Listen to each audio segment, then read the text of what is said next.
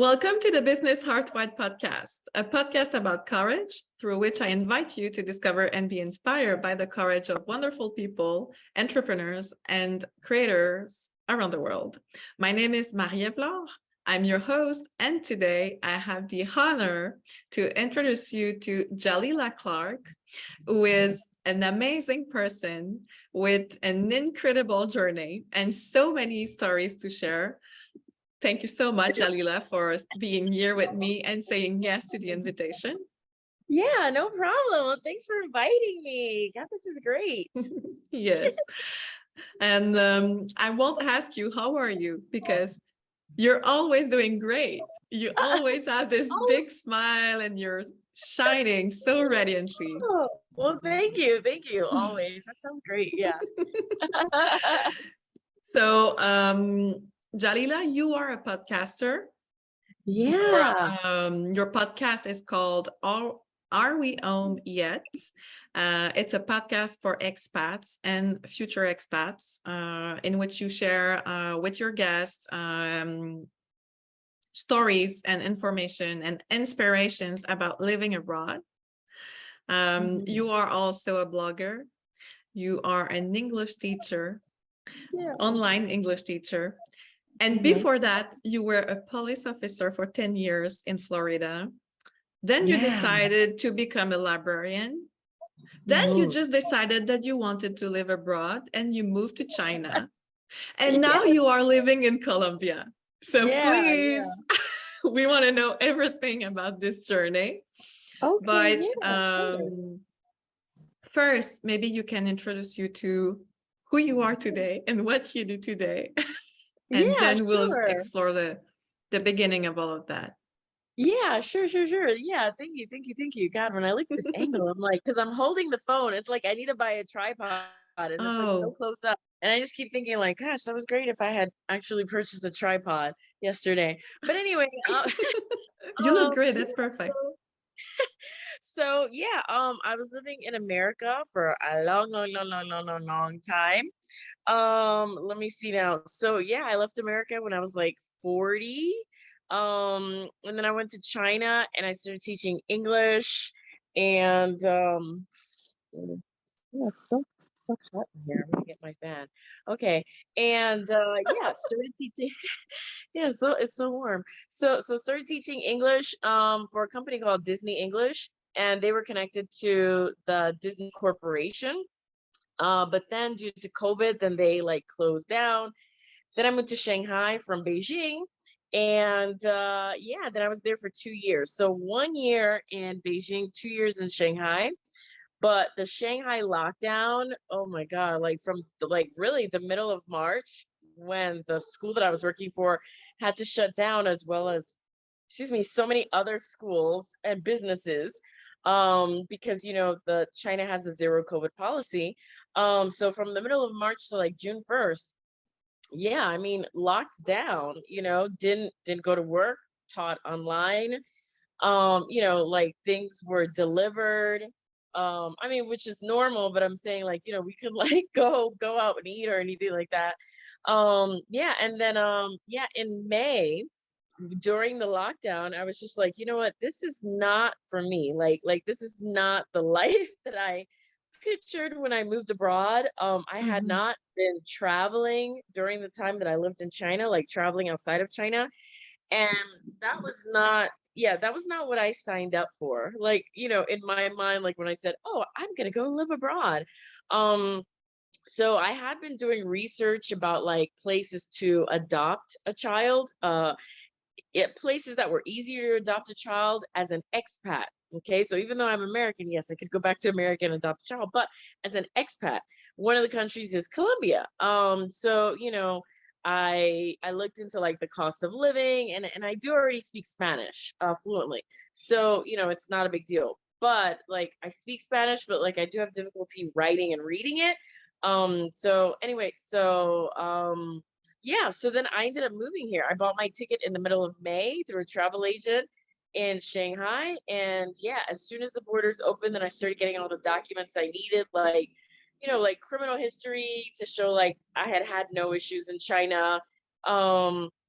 things translated, transcribed, and then, you know, July 6th, got on a plane, and July 7th, I was here. And it was like, whoa, okay, all right, that's it. And yeah, never looked back, and very happy to be in Colombia, really. Yeah. Yes, because as you share with me, it was pretty stressful to get Yeah. out of China. Yeah, it was. I mean, the tickets were, oh my God, exorbitant, because, you know, like so many flights are continuously canceled, like coming into and leaving China, well, specifically Shanghai, that I know of for sure. But not only that, but also, like, you know, getting out, there's like, you know, you have to make sure, like, to actually get into the airport, you know, you need to have shown proof that you took a COVID test within like the last 48 hours, and you need to have the results. And some people were saying, oh, well, it needs to be printed or whatnot. And plus, like, because there's like cases still, you know, whenever there's like an abnormality, irregularity in like the testing, and they just shut a building down again. So it's not like the lockdown's over. The city lockdown is over, but there's still rolling lockdowns. Since I've been here, my best friend, she's been locked down in her building 3 separate times. So, you know, when I was in let me see now, it was July 5th, the day before my flight. You know, we got a message for the group building, or a group message for the building, and it was like, oh, well, there've been abnormalities, because also when they opened up June 1st, like, you were required to take a test like every week. Okay, so that way they can make sure that, like, okay, well, people are okay. So, you know, they said, oh, well, there have been irregularities, abnormalities, and also if you wanted to, like, go to work or get in a taxi or go to a restaurant, go into a building, you had to show that you were taking a test every 3 days, actually. So anyway, going back to that, yeah, irregularities, abnormalities, and they said, oh, well, we're gonna test tonight. Yeah, so before I could even message in the group and say, hey, I have a flight in the morning, like, what happens if someone in the building tests positive and they have to shut the building down? Before I could even message, a Chinese woman in the group, she messaged in Chinese, you know, and I translated, used to translate French, and she asked the exact same thing. And so many people in the building were like, go now, get out, go now, don't wait. And I was like, oh my God. And so, like, and so, like, you know, because it's like the ticket costs so much, like thousands US dollars. So like $1 is you know, this is seven RMB. So it's like it costs thousands US dollar. And, you know, even though like I could change the date, it's like, you know, I didn't want to somehow get caught in like this kind of like nightmare loop where, like, you know, you change the date and then, like, you know, then like another thing happens and you can't get out. And I just got so scared of not being able to leave. And so a friend of mine, she's Chinese, she was coming over, Yang, and we were gonna hang out for like the last time. And I messaged her and I said, hey girl, I'm sorry, we're not gonna be able to hang out. When you come over, I need you to help me get a room at an airport hotel, because if I'm at the airport, like, as long as the airport doesn't shut down, I'm flying out. You know what I mean? And yeah, and then, I mean, the airport was still running, I think, even during COVID. So yeah, so she was like, okay, I'm on my way. And I had hired a driver to pick me up the next day, because how it works is that, like, you know, during the lockdown, the only people who could be out, they had to have like a special certificate. And so, like, you know, so that's why, like, I did that in advance to make sure that, like, you know, just a regular taxi wouldn't have that, you know, special people had to apply for that, and I think pay for that, I'm not sure. But, you know, this guy had a special certificate, so no matter if we were locked down, he could still drive. And so anyway, so I messaged him and I said, can you come now? And he said, oh, I guess, what happened? And I messaged him the message, and like everyone knows what that means, like an abnormality, everyone knows that's like warning signs for lockdown. And he's like, I'll be there in 1 hour.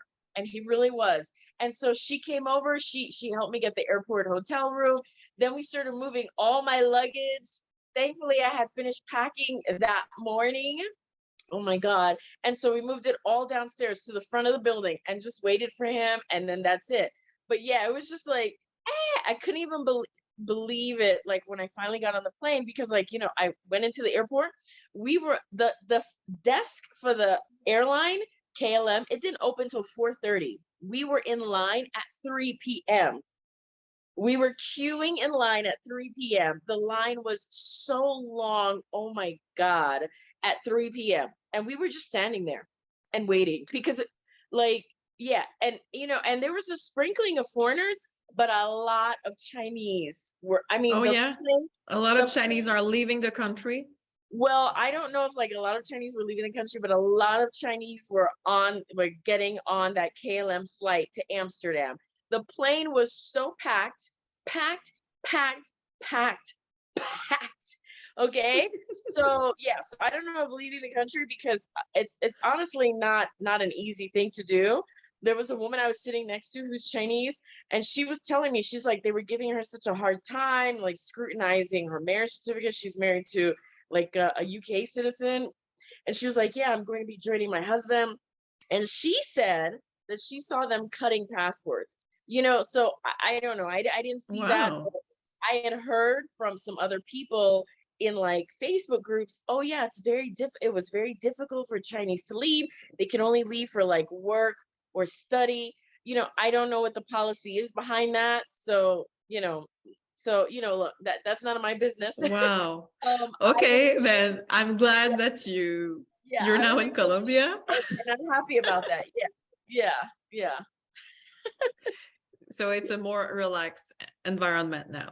Oh yeah, definitely. Because I mean, like, I've spoken to lots of Colombian locals, and they've told me, they're like, oh yeah, like 90 some, that's what these people who have spoken to have said, oh, 90 something percent of the population is vaccinated. And then they said, yeah, we did a lockdown too in the very beginning for months, but then that's it. Like, then it was done. And there have been people like in the WhatsApp groups who have said, oh yeah, oh, I can't come out tonight, I can't come to dinner, like some event we're having, I have COVID. And people are like, oh, okay, we'll take this medicine or get this delivered, or oh, get this soup delivered to your home and make you feel good. And that's basically it. Like, no one's like freaking out, like, oh my God, you're going to like a quarantine camp, like, no one's like shutting a building down. And look, whatever policy it is in China, so be it. But I am happy to be here. And someone was like, oh, are you afraid you're gonna get COVID? And I was like, honestly, even if I do, clearly, like no one's freaking out. So, clearly, like you get your medicine, and you wait it out, and that's basically it. And COVID's kind of like an endemic at this point. Like, it's here to stay. It's here to stay. So, I mean, I Yes. guess at some point, maybe, I don't know, maybe that might happen. Hopefully not.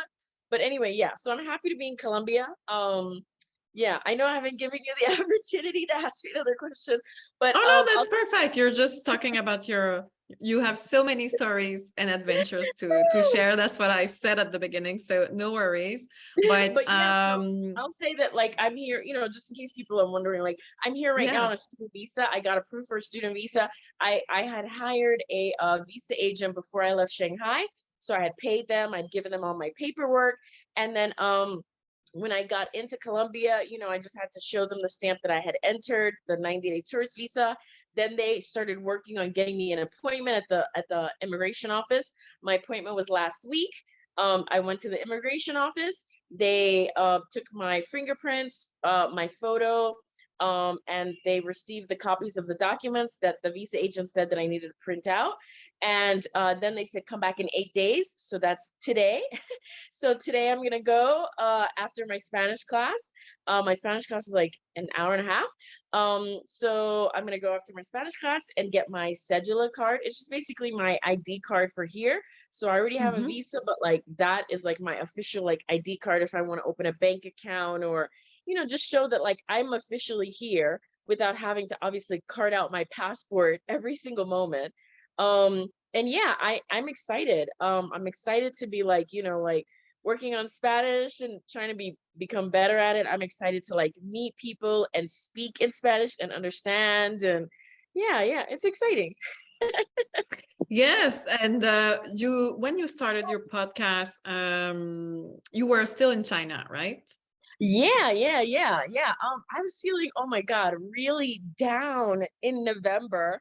So this was like not even a year ago, but like this was like a Thanksgiving dinner that I went to at a friend's home in Shanghai, and I was feeling really down.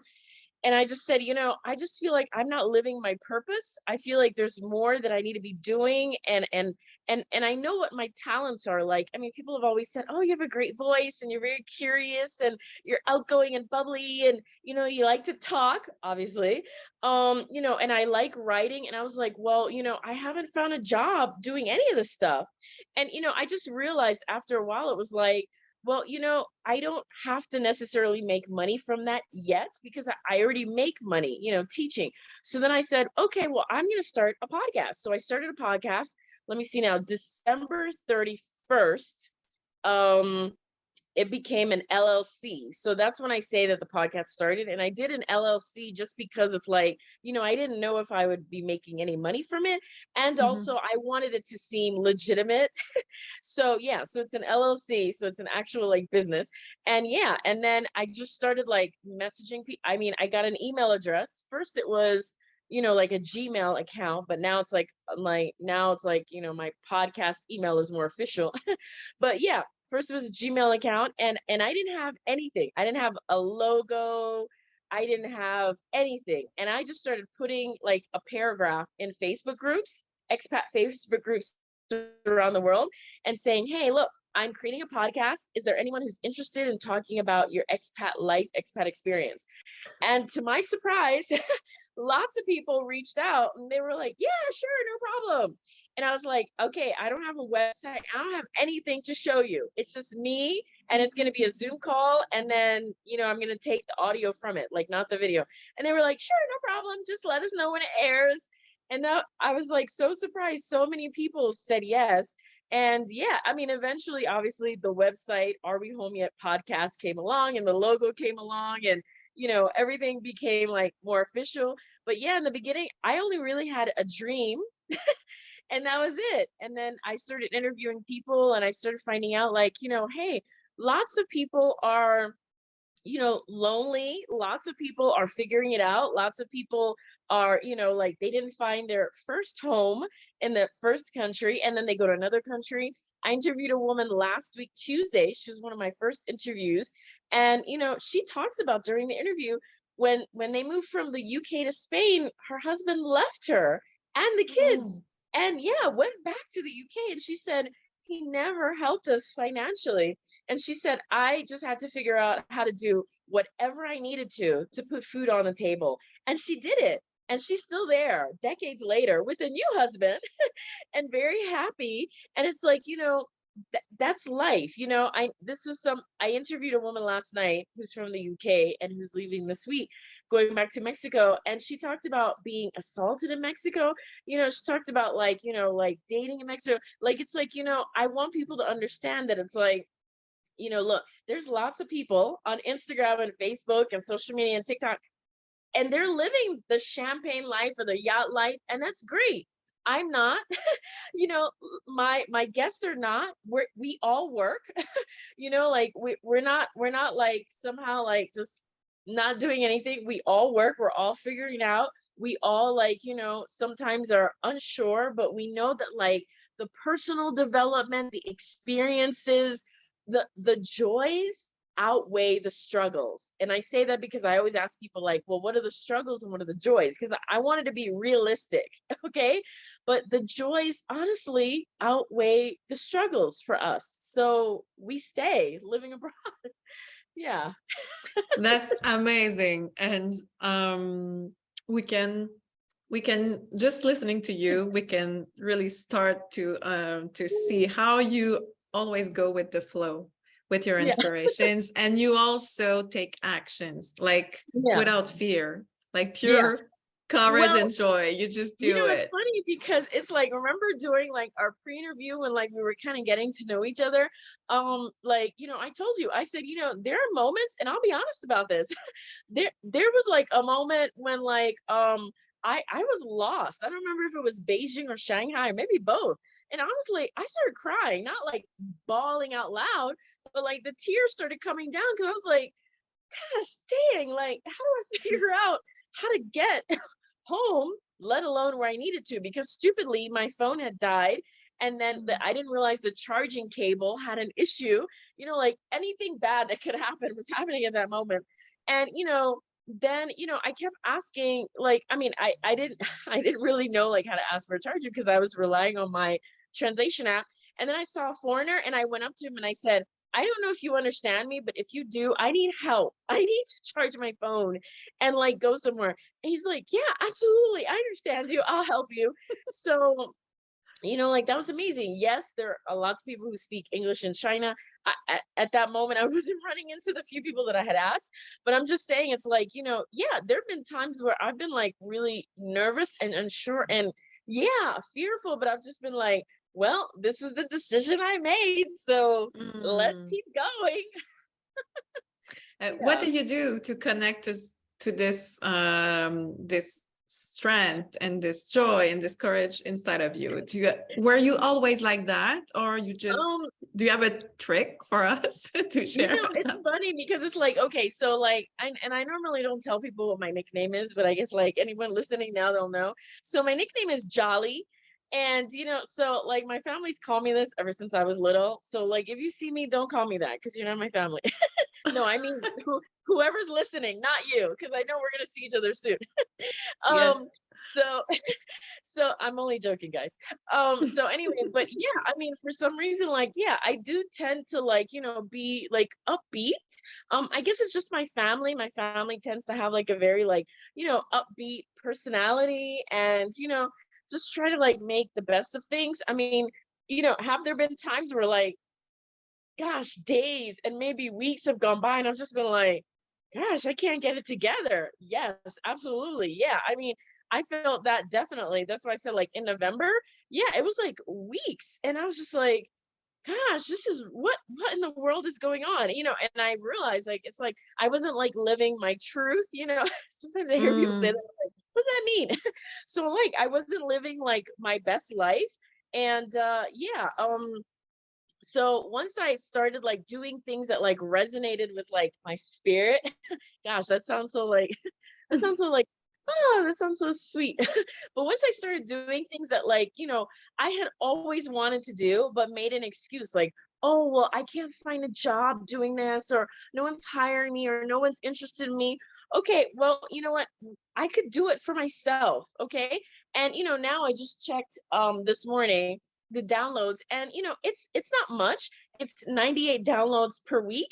And I'm like, I'm surprised, honestly, even 98 people listen, let alone 98 every week are downloading. So, you know what I mean? Because it's like, someone told me, they're like, well, that's because like you're authentic and, you're excited and like this is like real. And, I stopped teaching inside physical schools when I left Shanghai. And that's another thing too, like, I love children. I absolutely do. That's why I want to adopt. But, teaching it's not my joy. It's not my passion. And being stuck inside a building all day, every day, 8 a.m. to 5 p.m. or 8 a.m. to 4:30 p.m., let alone the commute, that was not working for me whatsoever. Now I teach online, several hours in the evening, business English. And, I'm so much happier doing that, like working for myself, working my few hours. And that allows me to like go out and meet people and have a good time. Yeah. Yesterday I went to a language exchange with my friend Cynthia. Tomorrow we're going to this fancy dinner. Let me see. Friday I'm meeting a local for lunch. Saturday I'm going paragliding. Then I'm going to paint and sip. And yeah, obviously these things cost money. That's why I still work. But it's just all that stuff like makes me happy doing the things like that I want to do in life, and not doing the things I don't want to do. Yeah, and I do understand that can be a privilege, because I don't, obviously I don't have a mortgage or car payment, I don't have student loan debt, I don't have kids yet, so I get that that can be a privilege. Yeah, so but anyway, But hopefully still, you made a big decision, because yeah. a couple of years ago, you were still a police officer. Yeah, absolutely. Yeah. So several years ago, let me see now. So 2019 was when I left China. 2018, so like 2017 to the beginning of 2018, yeah, I had left policing. Yeah, and I was a police officer for, let me see that. So it was like what, 9 years, 7 months. So like I, just rounded up to 10 years. But yeah, and that's obviously like a legitimate career. And when I had gone to college, I went to college for psychology and criminology in Florida. And then like after like a couple years, started the police academy. And yeah, and I thought I was gonna like finish out being a police officer.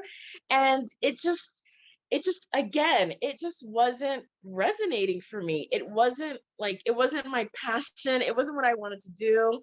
You know, it was something that I started because like I believe in the law, and I believe in justice, and I believe in, like going out and catching the bad guy. But the job really was like physically, emotionally, mentally exhausting. And after years and years and years, I just said, I can't do this anymore. And, kudos to those who like hang in there and they make it to retirement, and like they're out there doing a good job and helping citizens. Kudos to them. But like I knew it was not for me. I probably should have quit like years before, because I was really unhappy. But yeah, and I'm happy that I did. Yeah, I'm happy that I had the time that I did as a police officer. I enjoyed helping citizens, but I'm so happy I don't do that anymore. Because I'd go on vacation and I'd come back and I'd cry, honestly. I'd be like, Wow. oh my God. Oh. And it wasn't that like it was so awful. It wasn't like it was so awful being back at work. It's just that like I loved, gosh, the food and the people and the culture and the sounds and sights, tastes, like experiences of everything. When I was visiting other countries, I went to Italy and England and Spain and France and Switzerland and Liechtenstein. And yeah, I enjoyed like all of that stuff. And yeah, I didn't want it to end. I wanted to hear more languages, and I wanted to try authentic food. Like it was amazing when I went to Italy, and it's like they give you pasta, and I'm just thinking like, oh, and there's not all this cream on it like in America, and they're giving you like fresh cheese, and like the bread is so fresh, and I'm like, gosh, like this seems very different from what I've been eating in America. But yeah, I didn't want it to end. And even my experiences in China, people always ask me, oh, well, do you know Chinese? And I'm like, Indian. So like I know very little. But the stuff that I've learned will remain with me for the rest of my life. And I'm so happy for those experiences, like having real Chinese food. Yeah. Like going on dates with Chinese men. Yes, they're wonderful too. Like eating real Chinese food, like hearing the sounds and stuff. There are lots of things I did not enjoy. Obviously, that's why I left. But there are many things that I did. And that's what's so wonderful about like being abroad, is like, wow, I would never have these authentic experiences in America. Like that wouldn't happen. Even if I went to Chinatown, like, it's still in America. Yeah. So yeah, it wouldn't be authentic. Yeah. So you left the security of your job Yeah. to follow your heart and to experience life. Yeah. But you also, and I think it's important to say it, because taking that kind of decision, yes, this is exciting. This is like, because we follow our dreams and all, but we also let go of things, of stuff, and of people to follow this desire to live abroad. So you were in a long-term relationship when you felt the call to live abroad, but your partner didn't feel the same. Correct. Would you share a Yeah, little yeah. bit about that? Yeah, sure. And I mean, once upon a time, like I had been married and oh God, the marriage was not good. Like this guy, oh my goodness. But anyway, but yeah, so after that, like I was just like, okay, like I don't ever want to get married again, no big deal. But then so then I had a boyfriend in Florida and it was pretty good. It really was. And so like, I talked about like, oh well, I don't know, maybe I'll move to like another city, state. So when I moved to Colorado. And we broke up before I moved. Because like I was gonna live with him in Colorado. He also had a condo in Colorado, even though like he also lived in Florida. So like some of the time in Florida, sometime in Colorado. But anyway, but yeah, I was like, I'm not feeling this relationship. Like it's just not right for me anymore. So I broke up with him before I moved. 4 months later, I went to this party and then I met the boyfriend that I was, that I ended up being with for 2 years in Colorado. And yeah, he was like into like geeky stuff, like I'm into geeky stuff. And yeah, just such a great guy. But like after like 1 year, we had like a serious conversation about like where this is going. And I said, I want to move abroad. Yeah, I was like, I don't know how I'm gonna do that. Maybe I'm gonna go back to school because like like in places like say like Germany, it's pretty inexpensive to go to school. And we discussed that like we wanted different things. He never wants to leave America. We just spoke like a week ago because like he still gets my mail. And so he's like, yeah, I never want to leave America. Plus, I want to raise a family, so I'm going to have kids, through adoption. And he's never had kids and really never wanted to be a dad. So, those are really big issues. But like, we were mature enough to like have the conversation and recognize that like, this isn't going to work. And so like at 1 year we had that conversation, and then like that, that year after that, that's when I was like preparing to like leave and figuring out like how I'm going to do that. Had the interview with Disney English, started, started selling off the things or giving away the things I needed to, started buying the things that I would need for China. Let me see now. Yeah, just preparing. And he would help me with that, like 100%. Like, I'd be like, oh, well, I think I need to get like, 5 packs of this or whatever. Just like to make sure like I have enough to get me through like the first few months or whatever it is. I don't remember it. Pantyhose, allergy medicine, something like that. And so, so yeah, I mean, he would come with me like foundation because, obviously it's a homogeneous society and I'm very dark skinned. So I was like, oh, well, I need to go buy some foundation. Yeah, he would come with me. And I mean, really great guy. Even up until like the packing, he was helping me pack, and he drove me to the airport. And even when we were driving to the airport, he's like, are you sure about this? And I'm like, well, kind of too late now.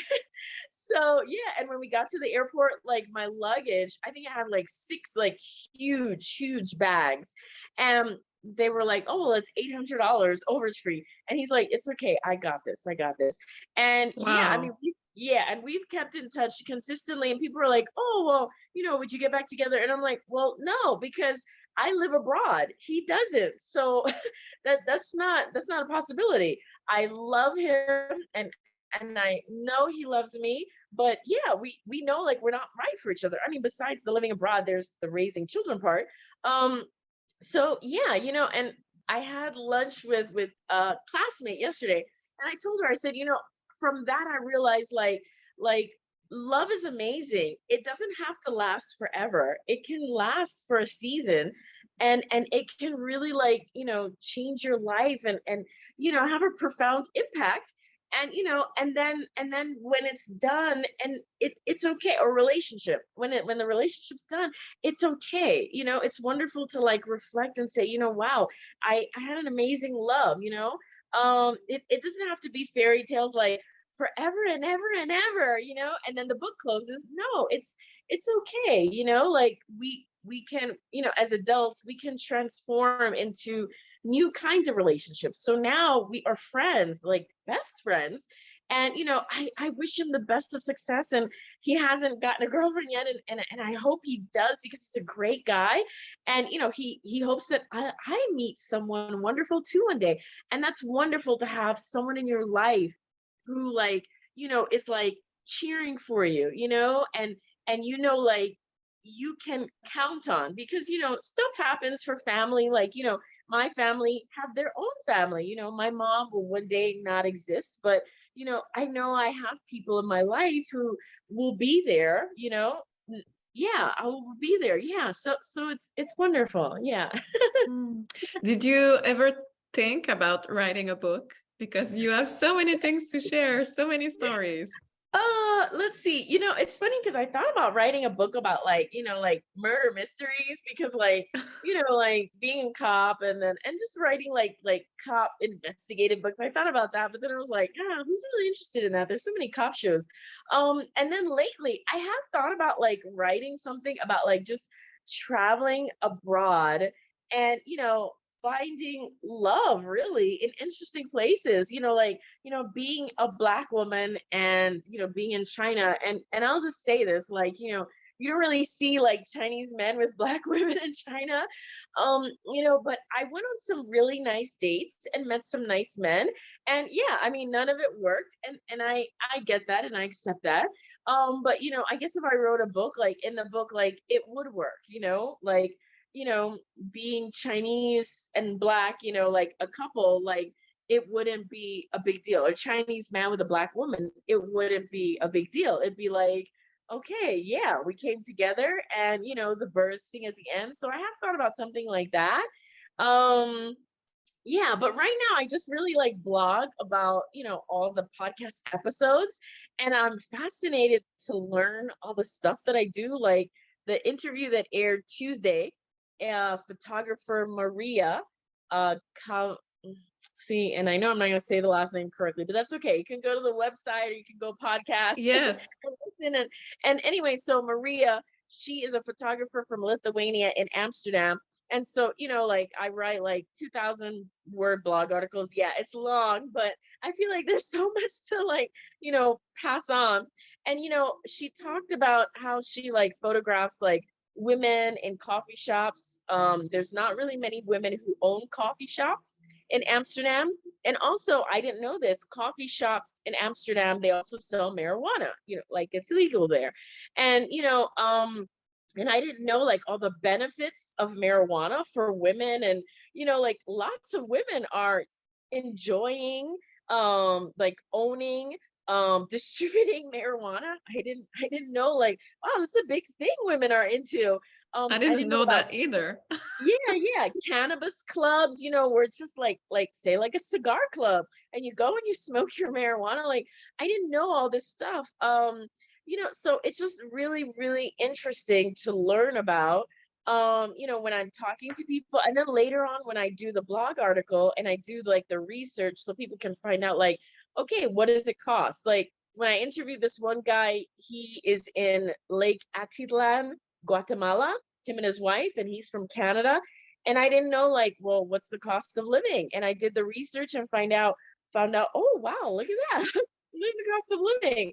Okay, that's really amazing. You know, and also Mexico and like, you know, lots of places. It's just really fascinating. I interviewed this one guy in Hungary and learned about Hungarian wines.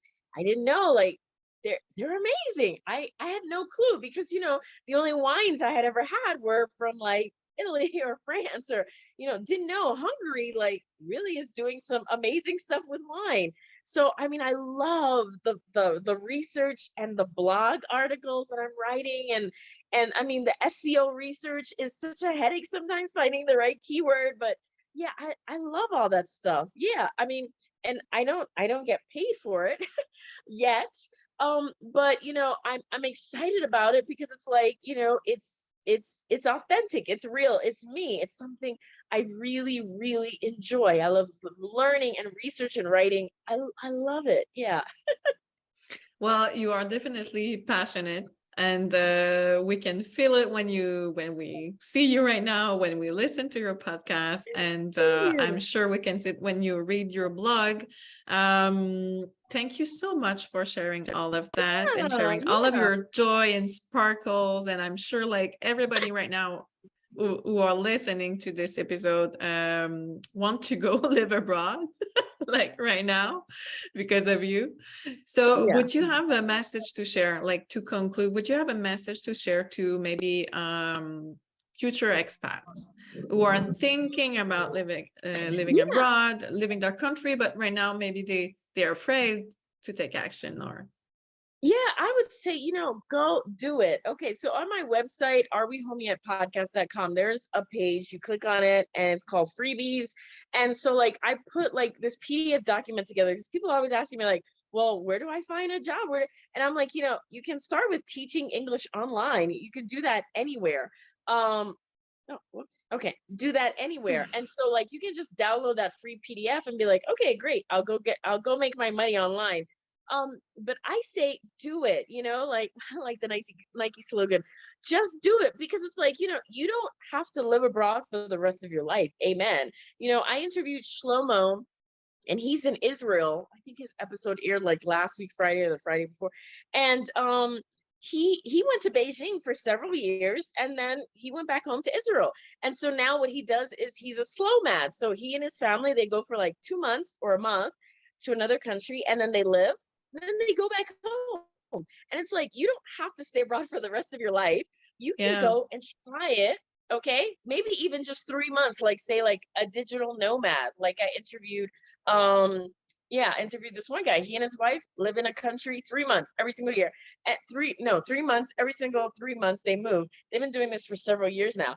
But try it, because the experiences will change you. And like, look, I mean, I always feel like that's the purpose of humans beings. We should get better in life. We should grow in life. We should seek out information, bold new worlds. Like they we love should to say, experience life. yeah, exactly. Yeah. We should be experiencing life. Yeah. So try it and see. And you never know. And, like last night when I interviewed this woman, she was saying like, oh, she does cacao ceremonies on the beach and all kinds of things I've never heard of. And I was like, how did you figure that out? And she's like, this is something I've said before in podcasts. You're new to a place, so you're going to bring something. One guy I interviewed, he was teaching rap. Okay. Like you can create your own business in lots of places because you're new and people want what you have to offer. So don't sell yourself short. Don't. Yeah. Thank you so much again. We are receiving such a big dose of courage right now. Okay, so if people want to know more about you, about your business, your podcast, everything that you're doing, they can go on your website, which is arewehomeyetpodcast.com. You also have a specific website to listen to the podcast. You are on Instagram, YouTube, Facebook, TikTok. You are on so many platforms. So the best place is the website, and people are going to be able to navigate to your platforms through there. I'm going to put the links below this video and also on the business heartwidepodcast.com website. Thank you so much. I can't wait to meet you in person one day. I can't wait. Probably in Colombia, maybe.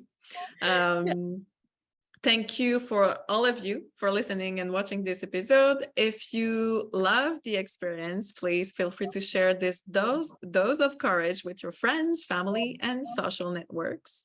And see you on the next episode of the Business Heartwide podcast. Okay, bye-bye. Bye.